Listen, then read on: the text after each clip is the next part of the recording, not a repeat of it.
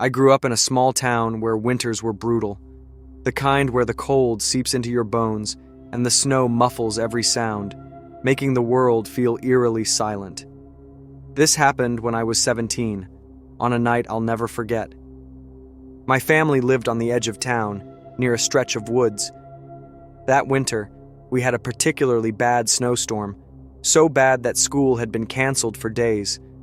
The roads were nearly impassable, and most people just stayed indoors. That night, my parents had gone to check on my grandmother, who lived a few streets over. I was home alone. Around 10 p.m., I was in the living room, curled up under a blanket, half watching TV when I heard it. A faint knocking at the front door. It wasn't loud, just a slow, rhythmic tap. At first, I thought it was just the wind blowing a branch against the house, but then it came again. I hesitated. No one ever came to our house unannounced, especially not in the middle of a snowstorm. I walked to the door and looked through the peephole. Nothing. The porch light was on, illuminating the snow-covered front steps, but there was no one there. I was about to brush it off when I heard another sound, shuffling, like someone dragging their feet through the snow.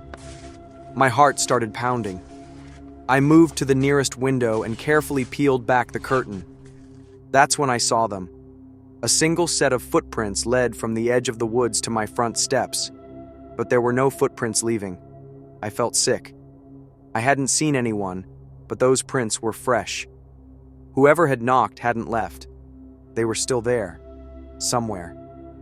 I locked the door, turned off the lights, and grabbed my phone with shaking hands. I texted my dad, trying not to panic. The minutes felt like hours.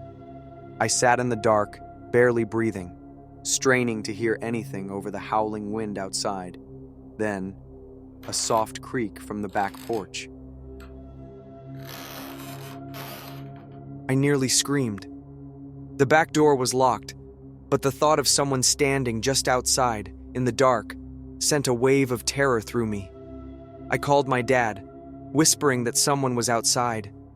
He told me to stay put and that they were on their way.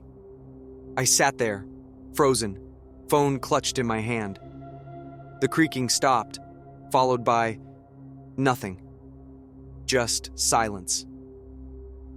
15 minutes later, my dad burst through the front door, flashlight in hand. He searched the yard, checked the doors, but found no one. The only thing left was the footprints. They never found out who made them. That night, I barely slept. Even now, years later, I can't shake the feeling that whoever knocked that night never really left.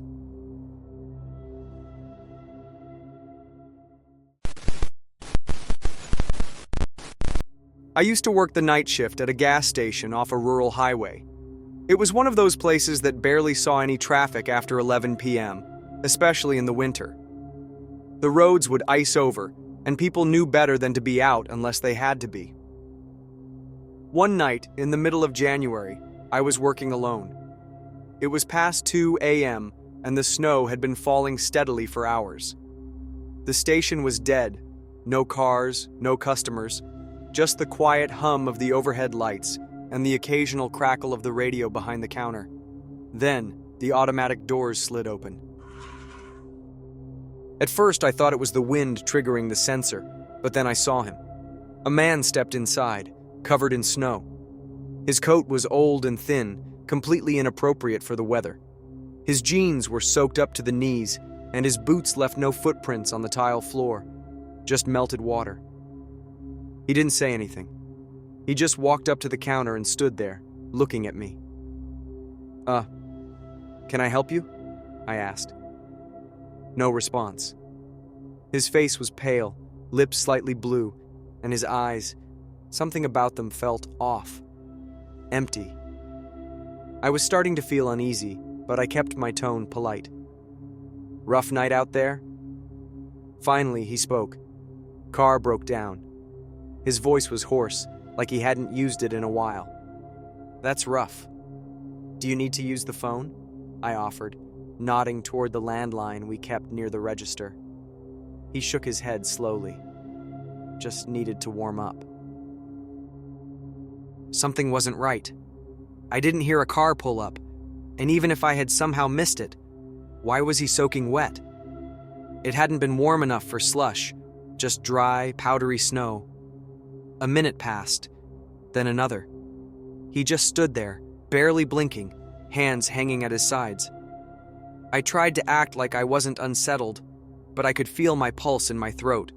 Then, as suddenly as he arrived, he turned and walked back toward the door. The glass slid open, and he stepped outside.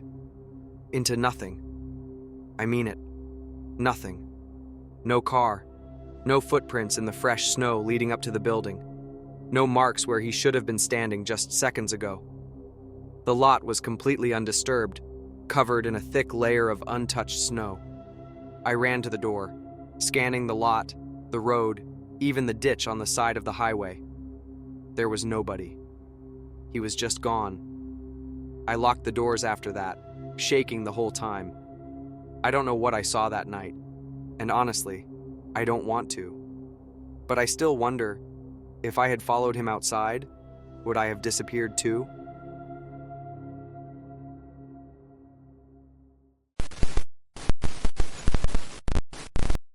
A few years ago, I was driving home late at night after visiting my parents. It was mid-December, and a snowstorm had rolled in earlier than expected.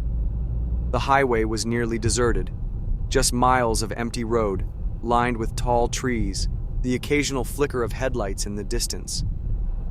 I had about an hour left before I reached home when I noticed something up ahead. A figure standing on the side of the road, just beyond the reach of my headlights. As I got closer, I could see it was a man. No coat, just a hoodie and jeans, standing still with his back to the road. His posture was rigid, his hands at his sides, like he was waiting for something.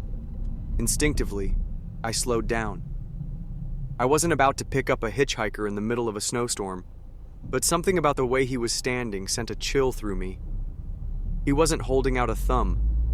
He wasn't looking toward the road at all. He was just standing there. As my car passed him, I gripped the wheel and tried not to look, but my eyes flicked to the mirror anyway.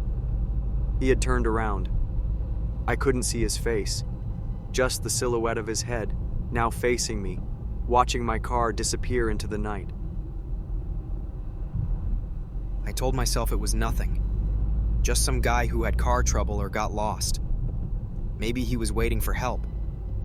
But I couldn't shake the unease settling in my stomach. I drove faster. A few minutes later, the road curved sharply, leading into a long, desolate stretch with nothing but snow-covered trees on either side. I was gripping the wheel, trying to focus, when my headlights caught something ahead. Someone was standing by the road. My stomach dropped. It was him. The same hoodie, the same jeans, the same motionless stance. I slammed on the brakes for half a second before reality hit me. I had just seen him miles back. There was no way he could be here. No way. I sped up. I didn't want to look as I passed, but my body betrayed me. I glanced through the window just in time to see him turn his head toward me. I didn't see a face, just the outline of his head moving, following me. At this point, my hands were shaking, my breath coming in short gasps. I needed to get home. I turned up the radio, trying to drown out my own thoughts, trying to convince myself that exhaustion and the storm were messing with my head. Then my headlights flickered. For just a second, the road ahead went completely dark. When they came back on, he was in the middle of the road. I screamed, swerving hard to avoid hitting him. My tires slipped on the ice, and for a terrifying moment, I thought I was going to spin out. But somehow, I straightened out and kept going. I didn't look back. I just drove, faster than I ever have in my life. When I got home, I ran inside, locked the doors, and stood by the window, watching the snow-covered street outside. I half expected to see him standing in the yard, just watching. But there was nothing.